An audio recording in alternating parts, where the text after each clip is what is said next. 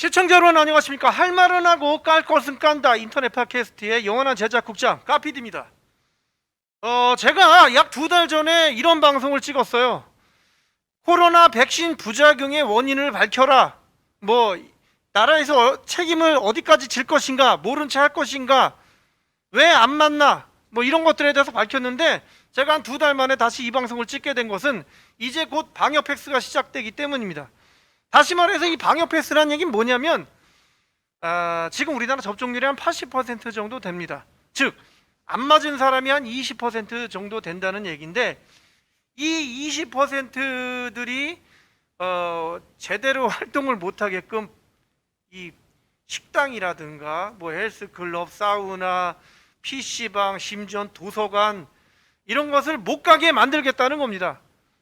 그래서 접종률을 높이겠다라는 것도 한편으로는 또 이해가 가요. 왜냐하면 접종률이 지금 그 정부 말대로 한 100% 근접했을 때 이 코로나가 종식될 것인가에 대한 의문은 들지만, 그렇게라도 좀 해야겠다라는 강력한 의지는 알겠는데, 우리나라 지금 접종률이 80%, 80%. 그런데 확진자가 계속 이게 늘어나고 있어요. 지금 거의 한 7천 명이 육박을 했죠.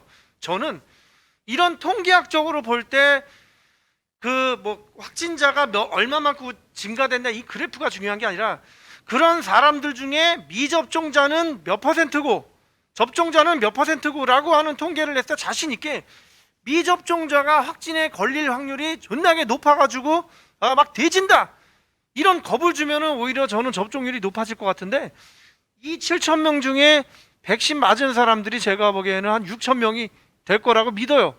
그러면 이 백신이 과연 얼마만큼 효과가 있나 없나를 우리가 깊이 생각해 봐야 되는데, 지금 정부는 굉장히 지금 겁을 엄청나게 주고, 또 안 맞은 사람에게 어떻게든 이 옥죄 있는 짓을 써가지고 접종률을 높이고자 혈안이 돼 있다라는 것이 저는 안타까울 뿐입니다. 그래서 제가 오늘 말씀드릴 것은 몇 가지가 있는데, 첫째, 형평성입니다. 과연 형평성에 맞게 이 룰이 지금 적용이 되는가에 대해서 지금 따져볼 필요가 있고요. 두 번째는 과학적, 의학적 근거가 정말로 얼마만큼 있는가에 대해서, 대한민국적인 통계가 과연 있는가에 대해서 좀 의문을 품고자 합니다. 또 하나는 아까 말씀드렸지, 그런 세부 통계가 그런 세부가 아니라 그런 사람 중에 접종자, 비접종자, 사망자가 진짜 기저질환인지 진짜 이 코로나 백신에 의한 명백한 이 사망자인지, 이런 것들에 대한 세부적인 통계가 있어야 우리 국민들이 납득하고 접종률에 더욱 동참하지 않을까라는 생각이 들고요. 또 하나는 이 국가적 책임입니다. 자, 멀쩡한 사람이 백신을 맞고 대머리가 되고 생리불순이 되고 팔이 부어올라서 또 심장 압박이 되고 백혈병에 걸리고 지금 여러 가지 사례들이 지금 나오고 있고, 그런 이 피해자들이 엄청나게 증가를 했기 때문에 코백해라는 단체가 생기고, 그 단체가 지금 이 정부의 책임성을 어떻게 할 것인가에 대해서 계속 항의를 하고 있는 상태입니다. 자, 우리나라 정부는 이 사람들의 말을 얼마큼 들어줬는가, 국가가 어디까지 책임을 지려고 할 것인가, 저는 이렇게 생각합니다. 이게 명백히 이 주사를 맞고 죽은 것 같아가 아니라 맞아. 그런데 국가가 이거에 대해서 인정을 하고 책임을 하게 되면 이 접종률이 떨어지고 우후죽순 많은 사람들이 이 인과성을 밝혀달라고 계속 민원을 넣을까봐, 그것이 가장 겁나는 게 지금 우리나라 정부의 모습이 아닐까라는 생각이 듭니다. 하지만 이 국가가 맞으라고 해서 맞은 것에 대해서 나온 부작용은 국가가 책임져야 된다고 저는 그렇게 생각을 합니다. 또 하나는 이제 하나, 둘, 셋, 네 번째죠. 정치적으로 이용을 하지 말라는 겁니다. 정치적으로 이거를 우리나라 문통령이 방역에 실패를 했다, 아니 그러면은 국민의힘이 그 정권 잡으면 이 방역 성공시킬 수 있다고 보장하세요? 그것이 아니라는 얘기죠. 이거를 갖다가 책임 공방을 해서 내년 어떻게든 대통령 선거에 서로 이기겠다고 하는 것 자체가 저는 이 국민들을 기망하고 우롱하는 거라고 생각합니다. 자, 제가 이렇게 밝혔듯이 형평성, 과학적, 의학적, 세부 통계, 국가가 책임질 것, 정치적으로 이용하지 말라라는 것을 하나하나 지금부터 세부적으로 간략하게 한번 까보도록 하겠습니다. 일단은 정은경 청장이 이제 이 10대들이 하도 걸리니까는 이제 이런 얘기를 했어요. 이 청소년들이 맞고 있는 이 화이자는 세계적으로 뭐 증명이 된 거고, 뭐 미국 유럽에서도 좀 효율성도 있고 별탈이 없었다라고 하는데, 저는 이런 얘기를 해주고 싶어요. 이거에 이 약이 임상 실험이 되고, 또 근데 임상 실험은 굉장히 짧은 거 여러분도 아시죠? 임상 실험이 되고 어느 정도 과학적 의학적 증거가 밝혀져서 뭐 FDA 승인을 얻었겠지만, 과연 이 중국이나 한국, 일본 이런 동양인들에게 임상 실험이 이루어졌냐, 한국적인 통계가 있느냐, 이거는 거의 전무하다고 봅니다. 그렇기 때문에 여러분, 하다못해 간이식을 하거나 신장 의식을 해도 같은 직계 가족이라든지 뭐 혈액형이라든지 이런 세부적인 검사가 맞지 않으면 부작용이 나가지고 죽는 판에, 이런 독일인이라든지 미국인이라든지 이런 사람들에 적합하게 나온 약을 대한민국 사람 이 동양인에게 주입해서 안전하다고 과연 보장할 수 있는가에 대해서 저는 의문을 품는 거죠. 그렇기 때문에 이런 동양이나 대한민국에서 부작용이 더 많이 발생하는 건데, 이거를 과연 눈 감을 수 있고 어느 의사가 이거를 갖다가 자신 있게 나서서 이거 좀 위험하다라고 얘기할 수 있는 분위기가 되었는가에 대해서 저는 좀 안타까움을 금할 수가 없습니다. 이 한국적인 통계가 나와야지만이 믿고 갈 수 있다는 얘기죠. 그 다음에 형평성이란 얘기인데, 지금 여러분들 제가 몇 장의 사진을 보여드리겠지만, 자, 사람이 많이 모이는 곳에 제한을 둬서 이 확산세를 꺾겠다라는 거면은 사람이 많이 모이는 곳은 똑같이 다 제어를 해야 된다는 거예요. 그렇기 때문에 지금 여러분들 뭐 식당 하루에 손님이 와봐야 동네 식당 몇 명이나, 50명도 안 와요. 한 10테이블짜리 한 두 번 회전해도 겨우 한 30명 올까 말까 이런 곳을 옥죄고 있는 거예요. 식당, 뭐 사우나, 헬스장도 마찬가지고. 예? 그런데 지금 이번 이 방역 패스가 시행됨에도 제어하지 않는 곳이 있습니다. 어디냐면 교회. 여러분들 교회 생각해보세요. 내 종교 탄압자는 아닌데, 이 몰지각한 교회 이 새끼들은 마스크 쓰고 조용히 예배 보라고 하는데 마스크 벗고 두 손 번쩍 들고 하고 소리 질러요. 그리고 찬송가 부르고 춤추고 아주 그냥 침 튀고 난리가 납니다. 이건 뭐 저그 히드라도 아니야 이건. 그렇기 때문에 이런 종교에 대해서 이 종교 탄압을 뭐 어쩌고저쩌고 풀어줬으면, 이 구청이나 시청에서 그런 대규모 교회 집회 있는 곳은 가가지고 상시근무를 해야 되는 거예요. 그래가지고 아주 그냥 찬송가 크게 부르고 마스크 벗고 침 튀는 것들은 붙잡아다 징역 2년 이하의 징역이나 2천만 원 이하의 벌금을 물게 하면은 가능한 일이에요. 그러니까 제가 지금 종교에 대해서 흥분을 했지만, 애초에 이거 신천지고 얼마 전에 이 숭의교회고 다 이 종교에서 일어난 일 아닙니까? 이거를 옥죄할 생각은 안 하고 소규모 식당이든 뭐 대규모 식당이든 이런 것을 옥죄해서 뭐 잡겠다라는 것은 형평성에 굉장히 어긋나는 짓이고, 또 하나는 저는 이렇게 생각해요. 이 속편한 자들이 있어요.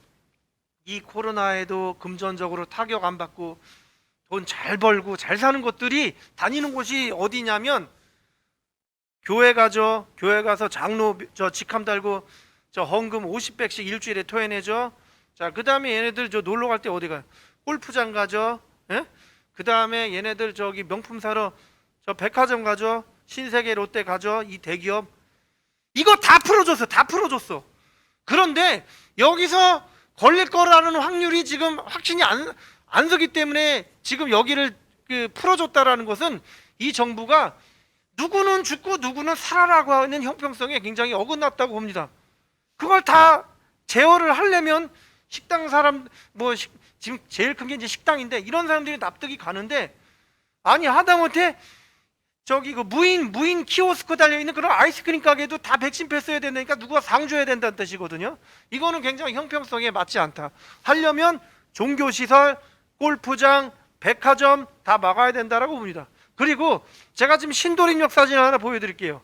이게 코로나 이전의 모습, 이후의 모습입니다. 똑같아요.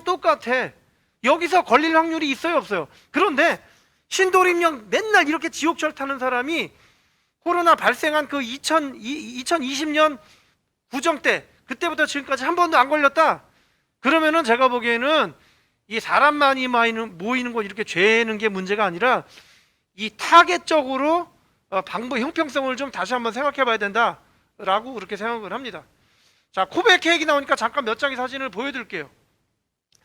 얼마 전에 정은경 청장이 직접 저 백신 맞고선 병원에서 나올 때 차를 가로막은 집단들이 있었습니다. 그게 바로 이 코로나 백신으로 피해를 본 사망자 가족들이 모인 코베케입니다. 이 사람들은 솔직히 난 억울하다고 봐요. 그런데 그 정은경 청장이라도 만나가지고 이 억울함을 좀 해결해 달라고 갔어요. 자, 이 한 장의 사진을 보세요. 아니, 이 사람들이 무슨 죄를 졌다고 청장차 가는 앞에 무릎을 꿇어야 합니까?